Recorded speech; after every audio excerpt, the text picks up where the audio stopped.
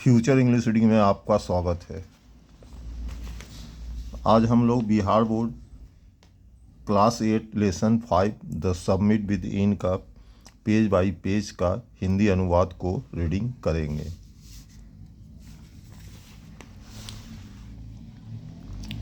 ये है आपका lesson the submit with in. इसके अंतर्गत जितने भी पेज हैं सभी पेजों का आज हम लोग हिंदी रीडिंग करेंगे।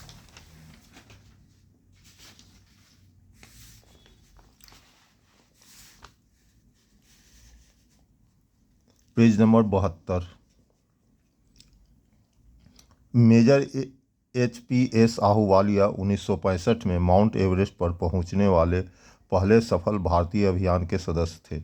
जब वे दुनिया की सबसे ऊंची चोटी पर पहुंचे तो उन्हें कैसा लगा, आइए उनके शब्दों में उनकी कहानी सुने। शिखर पर चढ़ने की और फिर शिखर पर चढ़ने के अधिक कठिन कार्य की।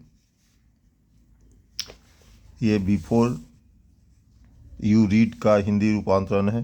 अब यहाँ से आपका लेसन शुरू हो जाता है, यहाँ से आपका हिंदी शुरू होगा। एवरेस्ट की चोटी पर खड़े होकर नीचे मीलों तक फैले नज़ारे को देखते हुए मेरे अंदर उमड़ने वाली सभी भावनाओं में से मुझे लगता है कि सबसे प्रमुख भावना विनम्रता थी।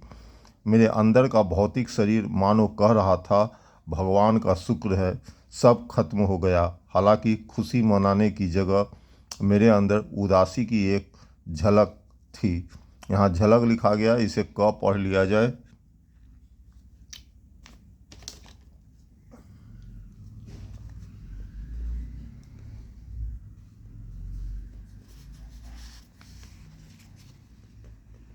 यहाँ क होगा, गलती से लिखा गया है, लिखने के दरमियान गलती हो जाती है। क्या ऐसा इसलिए था क्योंकि मैं पहले ही चढ़ाई का अंतिम चरण पूरा कर चुका था और अब चढ़ने के लिए कुछ भी ऊंचा नहीं था और आगे के सभी नीचे की ओर ले जाएंगे। एवरेस्ट की चोटी पर चढ़ने से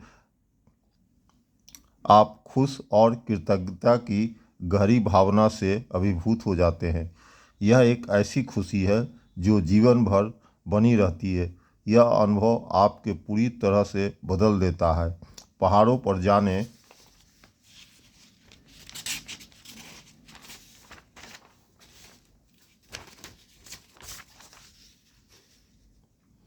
वाले व्यक्ति फिर कभी वैसा नहीं रह जाता। एवरेस्ट पर चढ़ने के बाद मैं पीछे मुड़कर अपने जीवन की ओर देखता हूँ तो मैं भी दूसरे शिखर के बारे में टिप्पणी करने से नहीं बच सकता।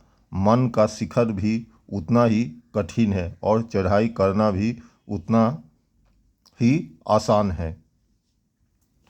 इसी के साथ पेज नंबर 72 का ये रीडिंग समाप्त हुआ। अब हम लोग पेज नंबर 73 का रीडिंग करेंगे।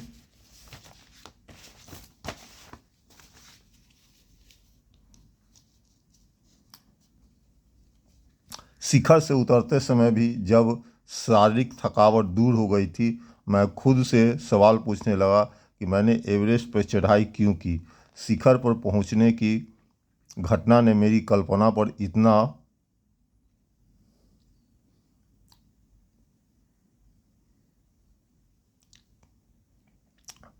कड़वा क्यों कर लिया। यह पहले से ही अतीत की बात थी, कल की बात। हर गुजरते दिन के साथ यह और दूर होता जा रहा था। फिर क्या बचेगा? क्या मेरी यादें धीरे धीरे फीकी पड़ जाएगी?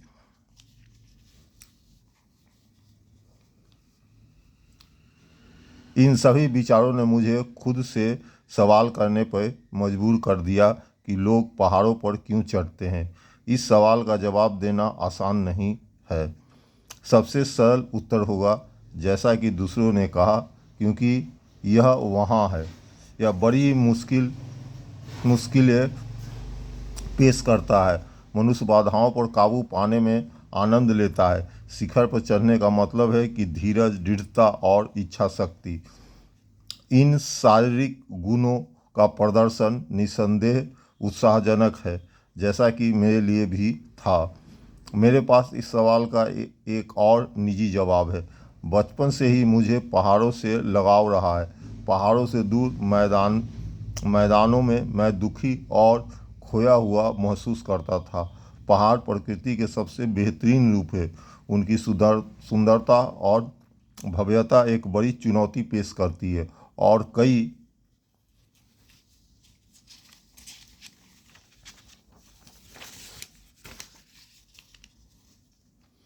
लोगों की तरह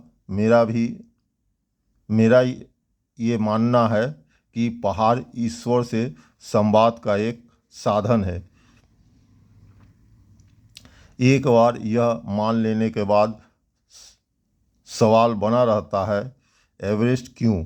क्योंकि यह सबसे ऊंचा है, सबसे शक्तिशाली है और पिछले कई प्रयासों की विफल कर चुका है। इसमें व्यक्ति की आखिरी बूंद तक ऊर्जा खर्च होती है। यह चट्टान और बर्फ के साथ क्रूर संघर्ष है। एक बार चढ़ने के बाद इसे बीच में नहीं छोड़ा जा सकता है, भले ही जान जोखिम में क्यों ना हो। वापस आना उतना ही कठिन है जितना आगे बढ़ना। और फिर जब शिखर पर चढ़ जाता है तो उत्साह होता है कुछ कर दिखाने की। खुशी होती है एक लड़ाई लड़ी और जीती गई है। जीत और खुशी का एहसास होता है। दूर से एक चोटी की झलक देखकर मैं किसी दूसरी दुनिया में पहुंच जाता हूं। मैं अपने अंदर एक बदलाव महसूस करता हूं।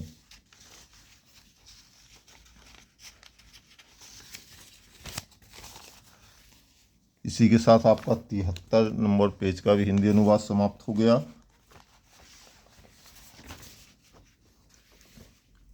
अब पेज नंबर हम लोग 74 का रीडिंग करेंगे। जिसे केवल रहस्यपूर्ण ही कहा जा सकता है। अपनी सुंदरता, एकांत, ताकत, उबड़ खाबड़पन और रास्ते में आने वाली कठिनाइयों के कारण यह शिखर मुझे अपनी ओर खींचता है, जैसे एवरेस्ट ने किया था। यह एक ऐसी चुनौती है जिसका विरोध करना मुश्किल है। पीछे मुड़कर देखने पर मुझे लगता है कि मैंने अभी तक पूरी तरह से यह बताया है कि मैं एवरेस्ट पर क्यों चढ़ा। यह एक सवाल का जवाब देने जैसा है कि आप सांस क्यों लेते हैं, आप अपने पड़ोसी की मदद क्यों करते हैं, आप अच्छा क्यों करना चाहते हैं। क्या यह सच है कि एवरेस्ट सिर्फ एक भौतिक चढ़ाई नहीं है? इसका कोई अंतिम उत्तर संभव नहीं है। और फिर यह तथ्य भी है कि एवरेस्ट की चोटी पर चढ़ने वाला व्यक्ति इस विशाल ब्रह्मांड में अपनी छोटीपन के बारे में एक विशेष तरीके से सचेत हो जाता है। पहाड़ एक भौतिक विजय उपलब्धि का केवल एक हिस्सा है। इसके अलावा भी बहुत खुश है। इसके बाद पूर्णता की भावना आती है। अपने आसपास की परिस्थितियों से ऊपर उठने की गहरी इच्छा की संतुष्टि होती है। यह मनुष्य में रोमांच के लिए शाश्वत प्रेम है। यह मनुष्य में रोमांच के लिए शाश्वत प्रेम है। यह अनुभव केवल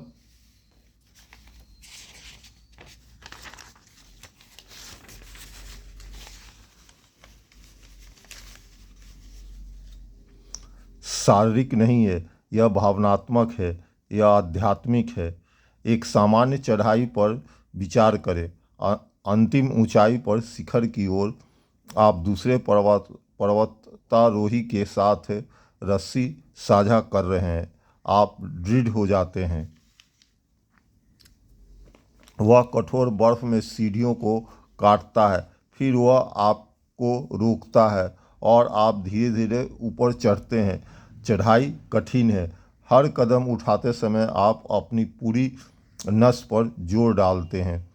प्रसिद्ध पर्वतारोहियों ने दूसरों द्वारा दी गई मदद के रिकॉर्ड छोड़े हैं।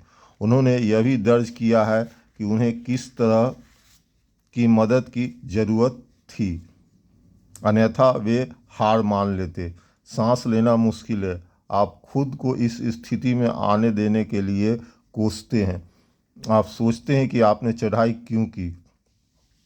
ऐसे क्षण आते हैं जब आपको वापस जाने का मन करता है।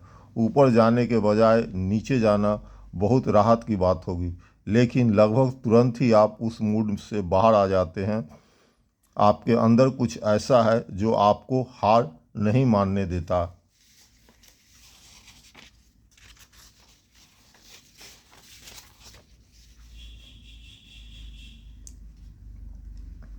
अब है पेज नंबर 75। संघर्ष और आप आगे बढ़ते हैं। आपका साथी आपको साथ चलता रहता है। बस 50 फीट और, या शायद 100 फीट। आप खुद से पूछते हैं, क्या कोई अंत नहीं है? आप अपने साथी को देखते हैं और वह आपको देखता है। आप एक दूसरे से प्रेरणा लेते हैं और फिर बिना पहल इसके बारे में जाने आप शिखर पे हैं।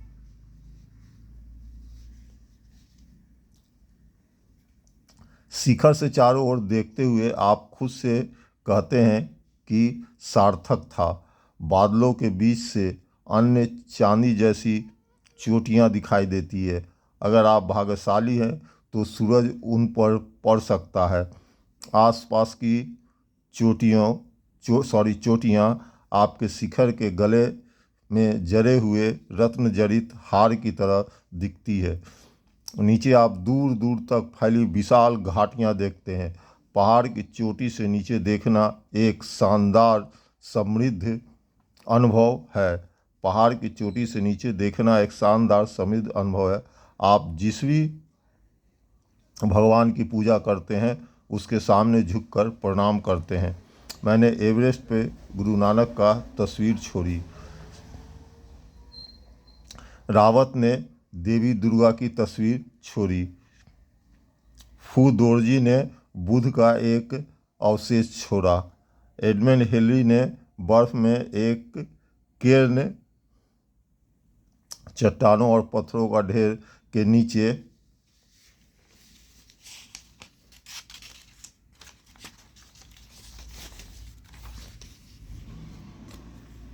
एक क्रॉस गाड़ दिया था। ये विजय के प्रतीक नहीं बल्कि श्रद्धा के प्रतीक है। शिखर पर चढ़ने का अनुभव आपको पूरी तरह से बदल देता है। एक और शिखर है, यह आपके भीतर है, यह आपके मन में है। हर व्यक्ति अपने भीतर अपना खुद का पर्वत शिखर रखता है। उसे खुद के बारे में पूरी जानकारी प्राप्त करने के लिए उस पर चढ़ना ही होगा। यह डरावना और असहनीय है। इस पर कोई और चढ़ नहीं सकता। आपको खुद ही यह करना होगा। पहाड़ की चोटी पर चढ़ने की शारीरिक क्रिया।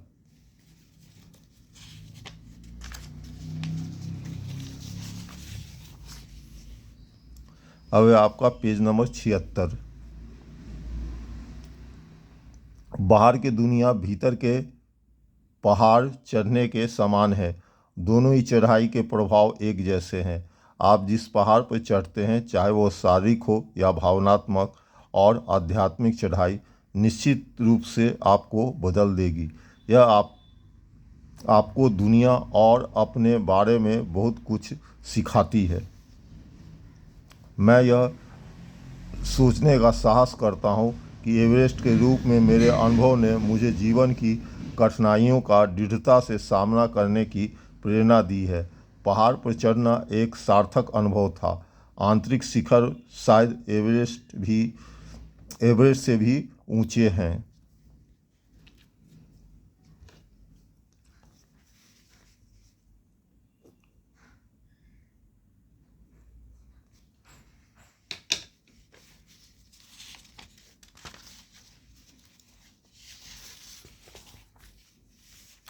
इसी के साथ ये आपका पेज नंबर